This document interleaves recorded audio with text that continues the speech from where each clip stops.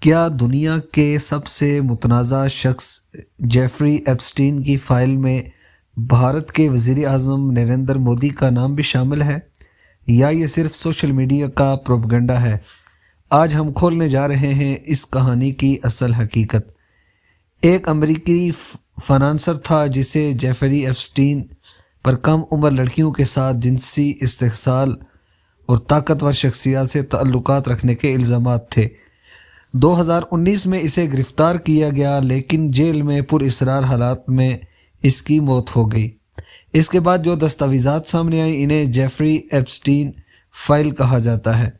ان files میں کئی عالمی سیاست دانوں، بزنس مین اور مشہور شخصیات کے نام شامل ہونے کا دعویٰ کیا گیا۔ عالمی شخصیات اور تنازع۔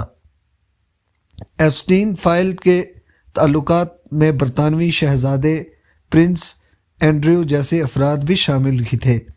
اس طرح سابق امریکی صدر بل کلنٹن کا نام بھی میڈیا میں گردش کرتا رہا۔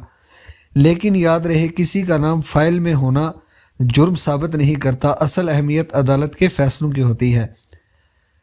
کیا نریندر مودی کا نام واقعی اس فائل میں شامل ہے؟ اب سب سے اہم سوال۔ اب تک جتنی سرکاری، عدالتی دستاویزات اور معتبر رپورٹ سامنے آئی ہیں، ان میں مودی کے خلاف کوئی ثابت شدہ تعلق یا قانونی الزام موجود نہیں۔ سوشل میڈیا پر اکثر عالمی رہنماؤں کے نام بغیر ثبوت کے شامل کر دیے جاتے ہیں تاکہ سنسنی پھیلائی جا سکے۔ اگر آپ کی سوچ کے اندر مزید رہنماؤں کے نام یا شکوک و شبہات ہیں تو کمنٹ کے اندر لازمی بتائیں۔